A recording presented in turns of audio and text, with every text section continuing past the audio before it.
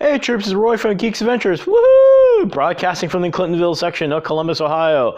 So, in movie news is kind of mellowed out a little bit, at least until Feige and Sony made the announcement of, hey, we got smart and decided to at least work on a third Spider-Man movie and cash in a little bit before Sony does whatever the heck they do with Spider-Man. But before that,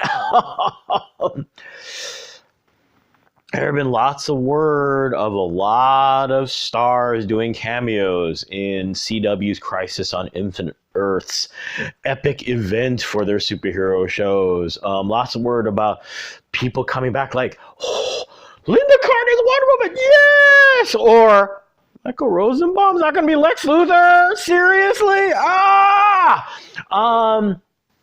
But the biggest boom that happened was, and of course, the announcement Brandon Routh was going to come back. I imagine at first to mix. I mean, love Brandon Routh, yada, yada, yada, but Brandon Routh and Superman Returns, not him, but the story. And then all of a sudden, the other boom is him posting a picture of the costume he's wearing, the epic Kingdom Come Superman costume, to which geeks like me went, yes! And a lot of other people going, what's with the weird industrial S shield thing? Folks, welcome to the world of Kingdom Come.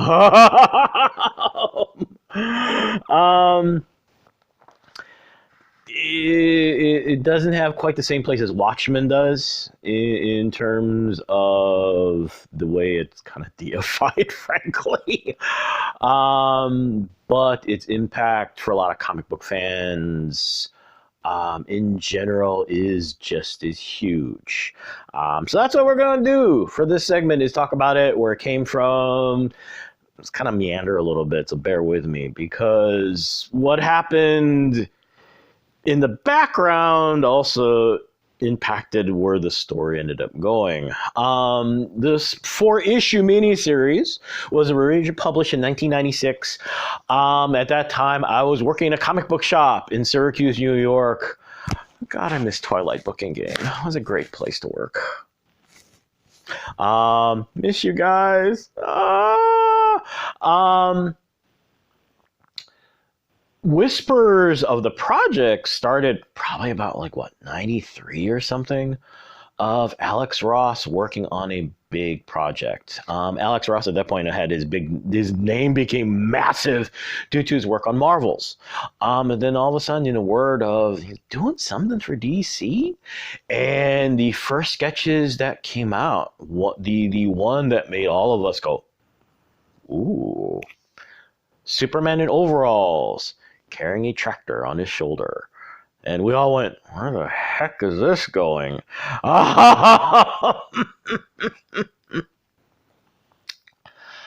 It went in the aftermath of Dark Knight Returns, aftermath of Watchmen, and a multitude of other things. And I think one of the interesting things that started to pop up a lot was, the what if stories of, what would happen down the road to heroes, after they're retired or whatever. And hence, Kingdom Come. The story takes place about 10 years after Superman has retired. In the story, Lois and the staff of the Daily Planet are murdered by the Joker. And of course, everyone's trying to find what happened, who did it, yada, yada, yada. Turns out it's the Joker, not one of his smarter moves.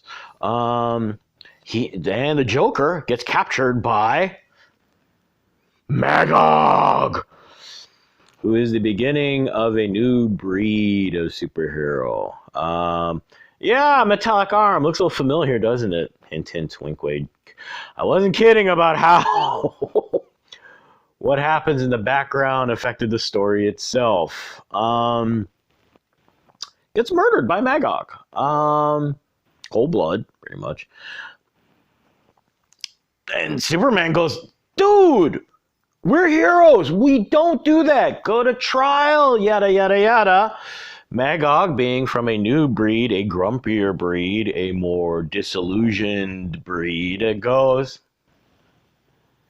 you should have done this in the first place, mofo. Superman takes umbrage to that and goes, look, that is not what we do. Yeah, we're vigilantes, but we're not judge, jury, and executioner. Which Magog goes,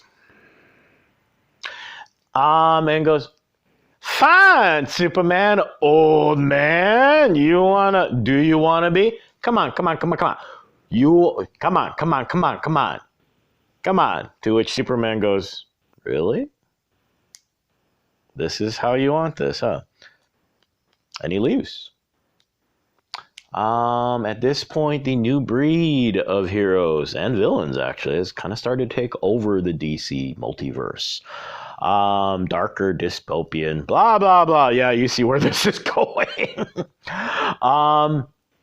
The ironic thing is, at this time, Image Comics had burst onto the scene. Burst is understatement. Exploded like a supernova. Whole bunch of younger artists, Jim Lee, Todd McFarlane. Yep, all those guys jumped ship from their assorted companies because, well, one, got tired of basically doing work for everyone else, and and wanting to see more. Yeah, the beginning of the artist-owned discussion.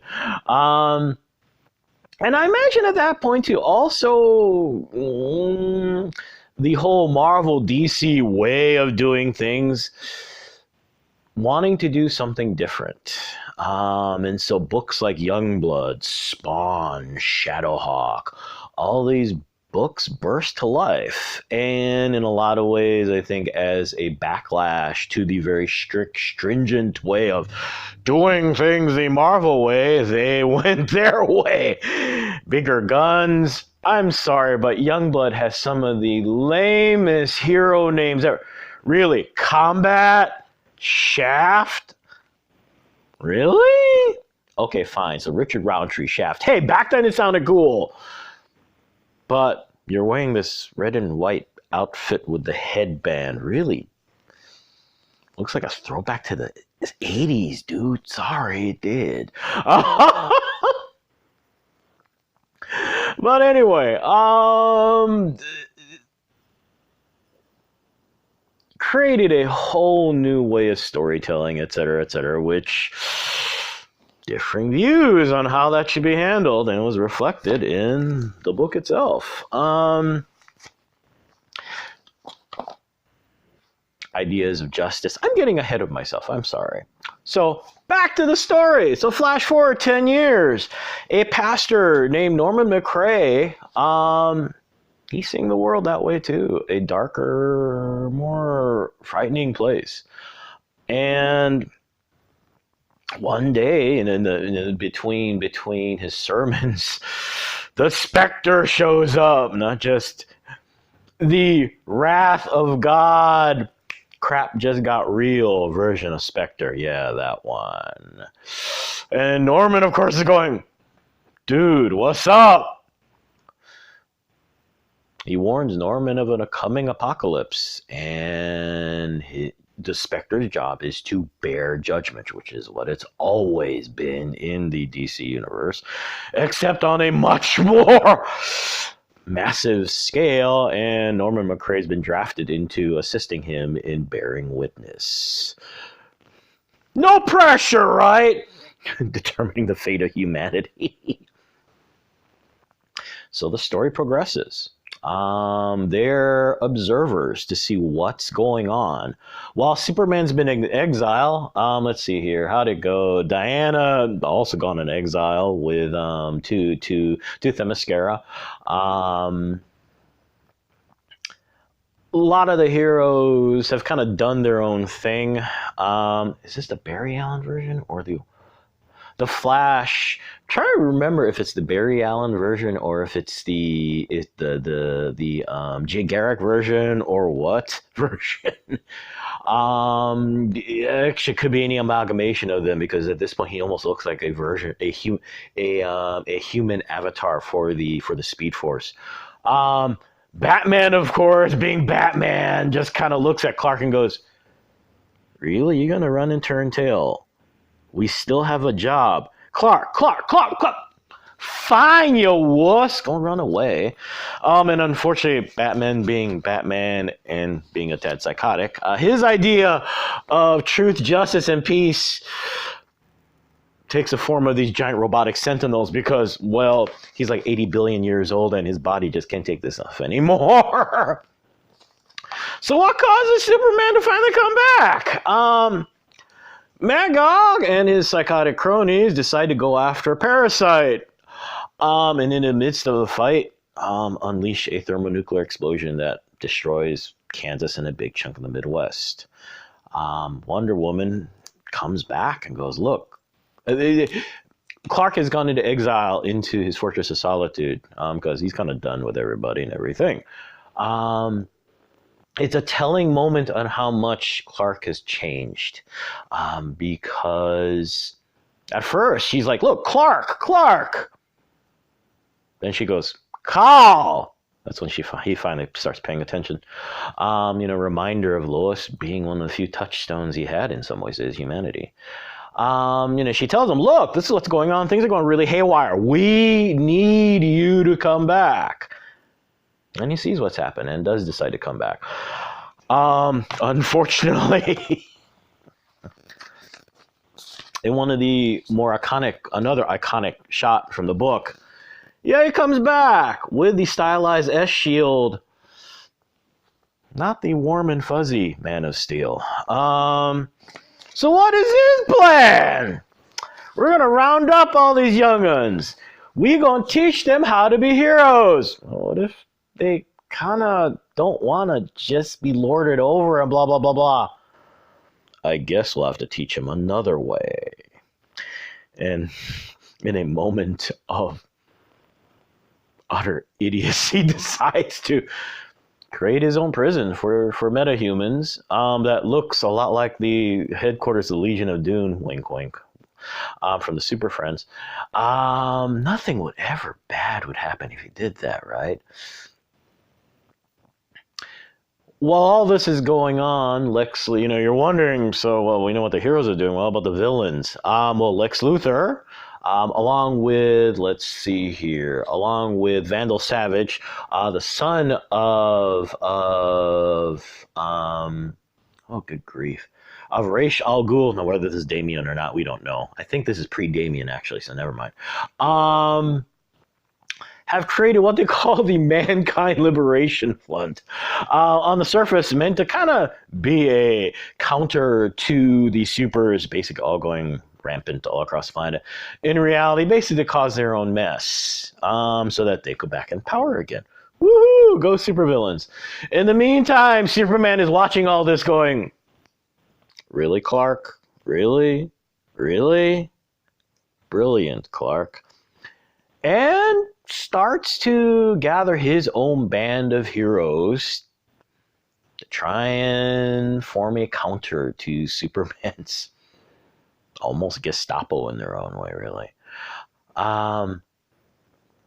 Surprise, surprise, all hell breaks loose. And what ends up eventually happening is one of the most apocalyptic fights this side of Avengers Endgame. The story works on a multitude of levels. From a fanboy, fangirl, geek standpoint, lots of shout outs to the older stuff. The idea of the story was originally thrown out there by Alex Ross, the artist, legendary for his photorealistic work. DC brought in Mark Waid to help solidify the story, and Mark Waid is also a major old school comic geek. So there were tons of shout outs all over the place. Like I said, the Legion of Doom, Um, he brought in Captain Comet, a Silver Age hero, to be a warden for Superman's Gulag, and in one of the most wonderful, brilliant, and nightmarish uses of the character. Like I said, Luthor is creating his own cadre of forces to basically totally disrupt Superman's plans, yada yada yada, and brings in Captain Marvel, Shazam. Story is wonderful. Just from the standpoint in that way. It's also, like I said, it works on many levels. The idea of what is justice, what is the right way of doing things. That's all reflected in the story as well. Considering the ongoing discussion about the Joker, its place in film, whether it's a story that should be told, the debate goes on and on. Story is really relevant now. So there you go. This is where Brandon Routh's character is. Is it coming from exactly? Who knows at this point, because, we don't really have any exact specific ideas, but considering the S shield, it looks like something's coming from there. So, hey, if you get a chance, please pick this up. You can find this all over the place. Local big box store, your local comic book shop. Yeah, always support your local shop. Online, wherever. Like I said, it is a magnificent, amazing story. So there you go. Hey, y'all have a good weekend. May the force be with you. May the odds be in your favor. And as always, be good to each other, okay, troops? Bye.